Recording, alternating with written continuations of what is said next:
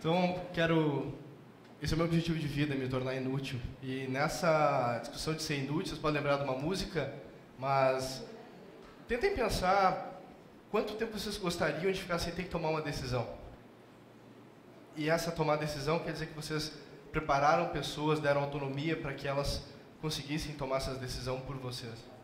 Essas decisões todas. Como é que a gente ensina, como é que a gente aprende, como é que a gente transfere conhecimento, como é que a gente cria conhecimento?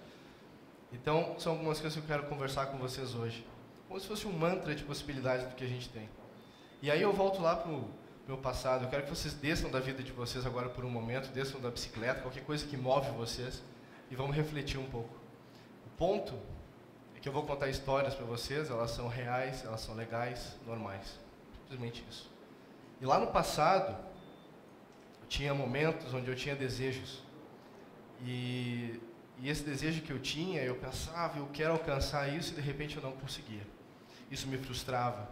Isso me deixava bem chateado. E o ponto é que ao invés de seguir adiante, eu travava. Eu voltava atrás e ficava pensando o que estava acontecendo ali.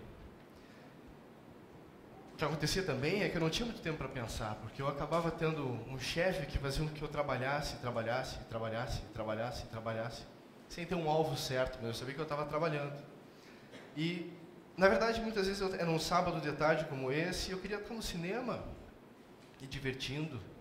Sempre tinha alguém reclamando porque eu não estava no cinema, ou não estava num parque, ou em algum lugar me divertindo. E aí, um dia eu decidi troca. Eu comecei a olhar para frente e falei, cara, é um novo estilo agora. Eu só quero saber do que pode dar certo. Eu não tenho tempo a perder. Eu não tenho tempo para falhar. Era assim que eu pensava lá atrás. Eu não tenho tempo para falhar. Só que o problema também é que nessa questão de mudança, eu comecei a ver que eu não queria me adaptar ao que estava acontecendo ao meu redor. E eu decidi tomar um caminho, sempre na história de não querer falhar, porque tudo tinha que dar certo. E aí eu comecei a refletir. Esses anos foram se passando e eu fui aprendendo coisas novas. E uma das coisas que eu aprendi nessa época era sobre um assunto chamado de metodologias ágeis. Conjunto de metodologias, práticas e disciplinas que começaram a trazer mais humanidade no desenvolvimento de software. Eu começava a poder conversar mais com clientes, entender o que eles precisavam, o que eles queriam e trabalhar em cima de causas. Eu começava a poder entregar software de uma forma mais frequente e poder ver valor naquilo que os clientes recebiam. E eu comecei a ensinar pessoas a fazer essa mesma coisa, a trabalhar mais próximas dos clientes delas, a trabalhar mais próximas como um time, crescendo tecnicamente, melhorando de forma contínua e trabalhando um princípio que eu considero o mais importante de todos, da simplicidade, que nesse contexto é a arte de maximizar o trabalho que não é feito. E nesse processo todo, as minhas madrugadas se tornaram mais reflexivas e de puro aprendizado. Eu comecei a ouvir ideias diferentes sobre democracia organizacional. Eu comecei a ver caras revolucionando o mundo do desenvolvimento de software, criando coisas, criando software livre, criando conhecimento livre e fazendo esse conhecimento transformar tudo que a gente tem hoje de tecnologia que tem no nosso redor. Eu comecei também a passar por momentos, apesar de ser madrugada, ou dia, manhã, tarde, noite, onde eu não conseguia mais perceber se o que eu estava fazendo, o que estava acontecendo comigo, era trabalho, era diversão, era lazer. Isso era muito legal, porque as pessoas acordavam de manhã cedo e me diziam que não gostavam de ir para o trabalho delas, que odiavam fazer o que elas faziam.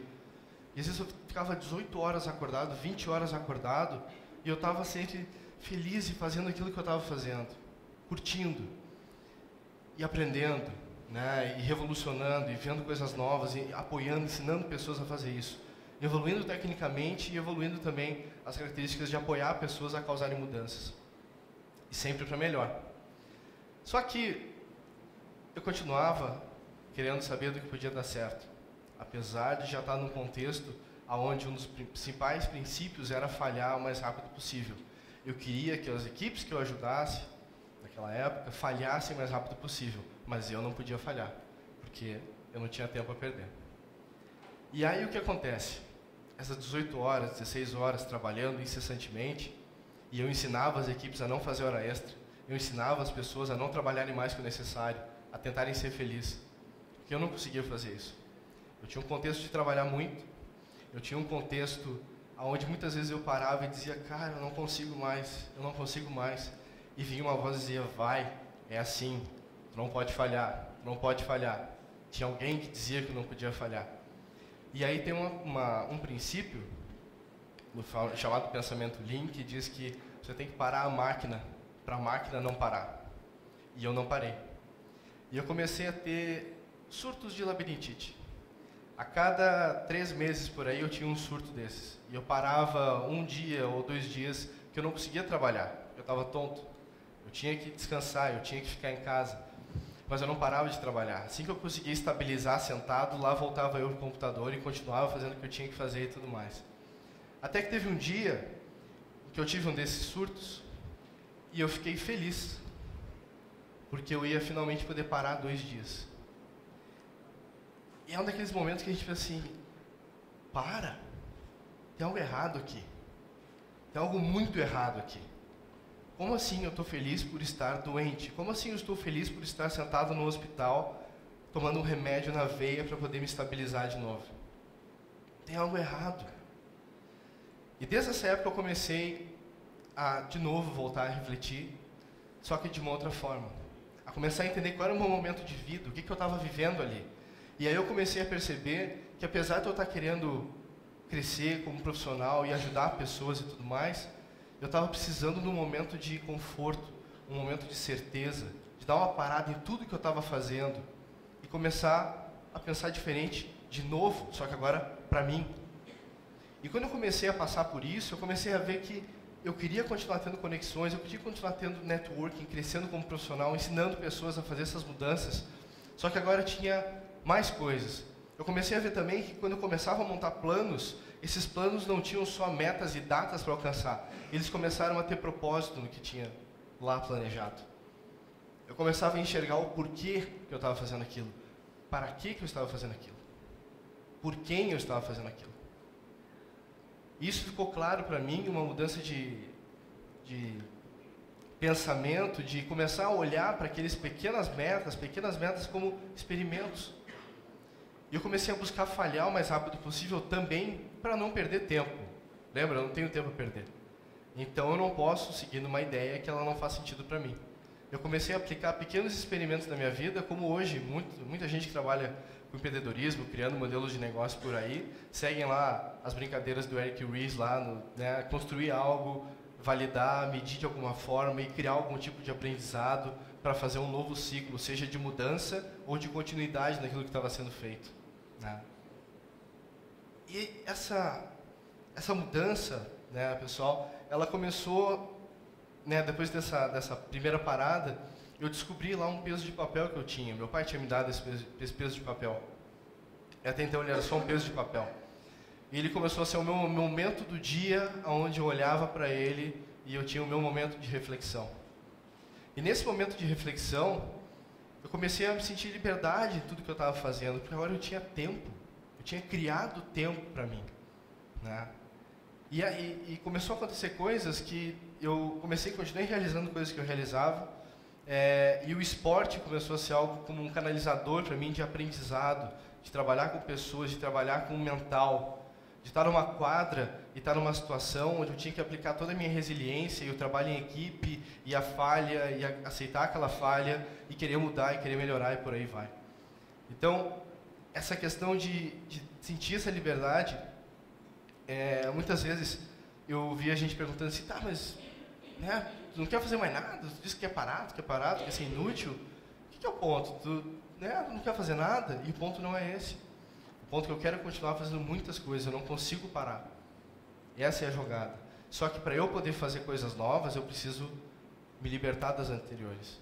E para poder me libertar das anteriores, eu preciso desenvolver pessoas capazes de seguir o que eu vinha fazendo. Deixar um legado, criar lideranças. E é isso que eu comecei a fazer de uma forma como um processo de vida. Tudo que eu começo a trabalhar, eu vou criando gente para trabalhar comigo e poder seguir adiante o que eu venho desenvolvendo. E essa brincadeira toda de também começar a querer viver mais e querer trabalhar mais tranquilo, né, vem também na definição de um estilo de vida, de coisas que eu coloco para mim como regras, seja a prática de um esporte, seja estar com a minha filha, de viver, né? E aí definir um estilo de vida para criar liberdade, para que a gente possa ter tempo de fazer coisas novas. tenta criar liberdade para ti um dia do mês, um dia do ano, mas cria liberdade para ti. Define, elimina coisas que tu faz porque é importante para os outros. Faz aquilo que está em cima do teu propósito. Eu comecei a criar um monte de ferramenta e a entender como é que eu gerenciava o meu tempo. E, de novo, voltei a ensinar as pessoas a tentar fazer isso, né? A melhorar a gestão do seu tempo, a conseguir gerenciar o tempo brincando com músicas e playlists, momento DJ do dia de cada um aí, criando músicas que motivam e que ajudam a executar algum tipo de trabalho. Literalmente em busca de um ritmo, mas um ritmo, uma cadência para poder viver e conseguir ser feliz. Através de pequenos atos, pequenas mudanças que eu ajudava pessoas a fazerem, eu também me ajudava a fazer. Literalmente querendo estar no topo da pirâmide, sentindo o melhor ser humano que alguém pode querer se sentir. Ter significado no que faz, ter um propósito no que faz. E se era isso, não. Eu tenho trabalhado muito com empreendedores, galera que quer criar modelos de negócio e tudo mais. E a primeira dica que eu começo a trabalhar com eles não é em cima do produto ou serviço que eles querem desenvolver. Eu quero que eles pensem na vida deles como se fosse um modelo de negócio. Quem eles ajudam? Qual é o objetivo deles em ajudar essas pessoas? Né? O ponto é a gente transformar quem a gente é no que a gente faz. A gente desenvolver um propósito. A gente vai deixar de ter um mini currículo e vai passar a ser visto por aquilo que a gente faz. E por que vocês têm que pensar diferente? Porque as capacidades de vocês não podem ser mais relevantes do que a identidade de vocês. E essa identidade vocês têm que criar dia após dia. Reflete. Valeu.